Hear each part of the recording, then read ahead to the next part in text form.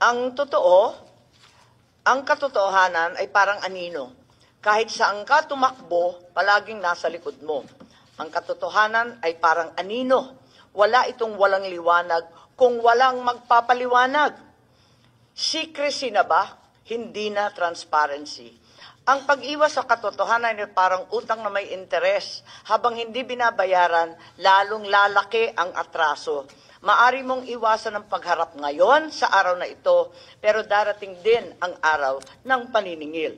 Natanggap ko ang email noong March 31, ang opisyal na liham sa tanggapan ng Executive Secretary Lucas Bersamin na nagsasaad na ang mga miyembro ng gabinete at iba pang mga opisyal ay hindi makikilahok sa Senate hearing ngayong araw. From the Department of Transportation, Office for Transportation Security, Administrator Arthur Bisnar, not present. Civil Aviation Authority of the Philippines, Director General Raul L. Del Rosario, AFP, retired. Johnny Gulia, not present. Captain Elmo Segovia, not present. Flight Officer Wenilyn Salcepuedes, not present. Flight Officer Elinino Santos, not present. Mr. Benjamin V. Ramos sent his regrets yesterday. That would be all. Yes, maraming salamat. At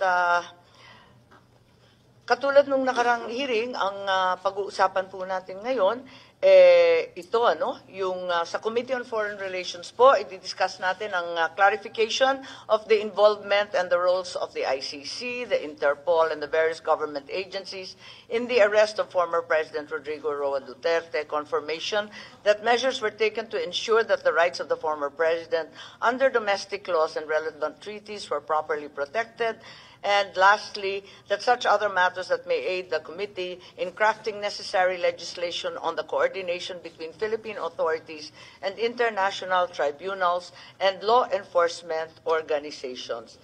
And I would like, therefore, to invite and at this juncture make an opening statement or invite Senator Bato and Senator Go to make their statements quickly thereafter. Ang akin lamang, ang totoo, ang katotohanan ay parang anino. Kahit saan ka tumakbo, palaging nasa likod mo.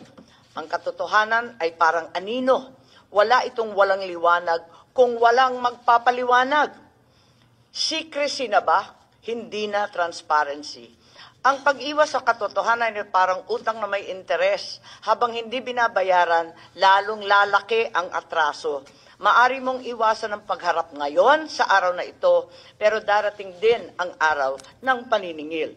Natanggap ko ang email noong March 31, ang opisyal na liham sa tanggapan ng Executive Secretary Lucas Bersamin na nagsasaad na ang mga miyembro ng gabinete at iba pang mga opisyal ay hindi makikilahok sa Senate hearing ngayong araw. At ang sabi nila, sapat na raw ang sinagot nila noong March 20 at kumpleto at mahusay ang binahagi na impormasyon patungkol sa pagkakaaresto ng dating Pangulo. Nabanggit din sa liham ang executive privilege at binigyang diin yung sub-judice rule dahil may 4 na petisyon umano kasalukuyan sa Supreme Court. Ngunit nalito ang inyong komite pagkat noong araw din ng March 31 at lumabas ng April 1, sinabi naman ni PCOU Sec. Claire Castro sa kanyang press briefing na hindi kailanman pipigilan ng Pangulo na pumunta ang mga cabinet member o secretary kung sila ay ating papatawag. Nag-April Fools nga ba sila? Nalito talaga kami. Biglang tugon sa sulat, bilang tugon sa sulat ng ating ES, una ang kanyang tinukoy na comprehensive findings. This was a letter, this was mentioned in the letter, but my findings were very clearly preliminary findings, which is the reason for the second hearing. Marami pang mga tanong na nangangailangan ng sagot at napakarami nating mamayan na nagpadala ng iba't ibang dokumento, impormasyon at ebidensya. that pagkakataon sana ang hearing na ito para magpaliwanag ang ating mga cabinet members sa taong bayan. Sa usapin namin ng subjudice natin at alam higit sa lahat ng ating dating Chief Justice na ang Korte Suprema na mismo ang nagsabi na hindi ito nalalabag kapag Senate inquiry in aid of legislation. Hindi ito saklaw ng karaniwang subjudice na nagbabawal isa publiko ang mga bagay na liniliti sa Korte.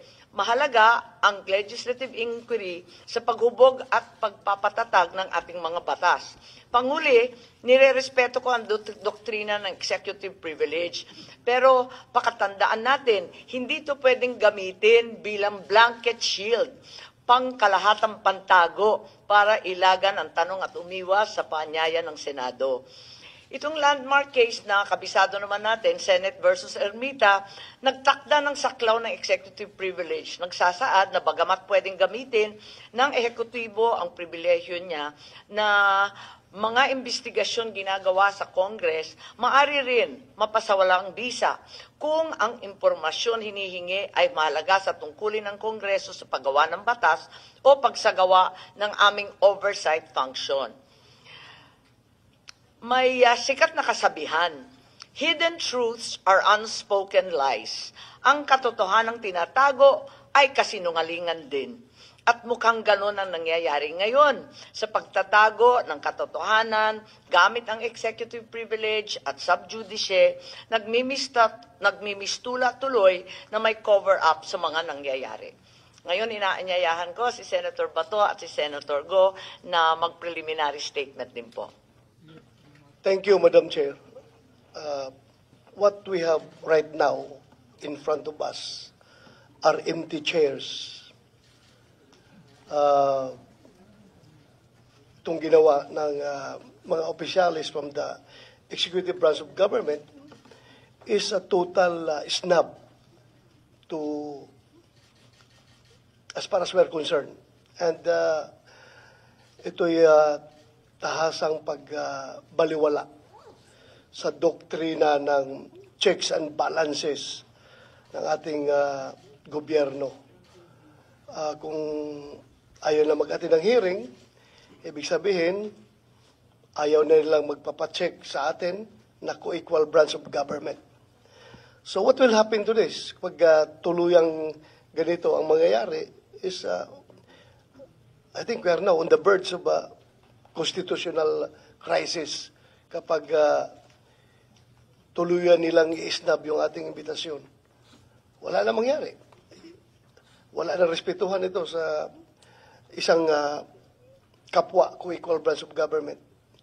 So, Madam Chair, I would like to move that we issue a subpoena to these government officials to require their presence in the next hearing. Kung meron ka pang gaganaping hearing, dapat masabpina ito sila para magkaalaman. Klaruhin natin ito.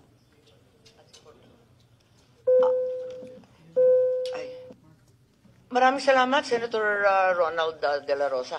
Actually, dalawa yung subpoena na pinapapirma ko sana kay SP Cheese. Isa para kay Prosecutor Fadulion at ikalawa para sa head ng ating Air Force, si General Cordera.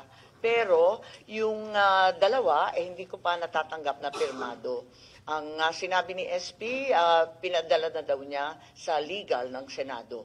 Pero hanggang ngayon, wala pa rin tayong natatanggap. Follow up natin, Madam Chair, kasi alam mo, if this situation is left unchecked, ang mangyayari sa atin dito is hayaan na lang natin na meron tayong Philippine National Police na patuloy na nilalabag yung ating konstitusyon at ang ating mga batas. Hindi po maganda ito, Madam Chair. Kaya nag-exist yung Senado, in particular, yung buong Kongreso, para meron tayong checks and balances. Hindi po pwede yung executive branch of government, hahayaan na lang natin na gagawa sila ng mga hakbang na labag sa ating konstitusyon. Here, to check them. So, kung hindi sila magpapacheck, isnab sila ng isnab sa atin, then magkakaroon tayo ng constitutional crisis nito, Madam Chair. Thank you, Mr. Sang-ayon po ako sa inyo at talagang hindi tama itong pangkalahatang sinasabi. Lahat na lang executive privilege, lahat na lang sub judice. Alam naman natin, hindi naman tayo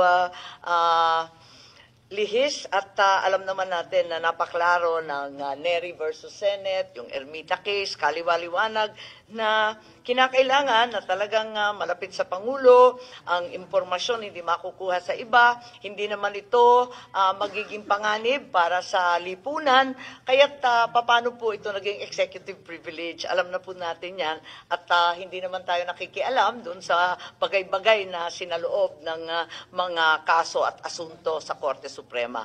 Kaya ang palagay ko, dadami po ang sampina na hihilingin natin sa ating Senate President. Marami na po kasi kung dadalawa lang yung na-absent dati, pagkarami-raming absent, nakikita natin tayo-tayo lang ang narito. Kaya nalulungkot po kami. At ngayon tawagan naman natin si Senator Bongo.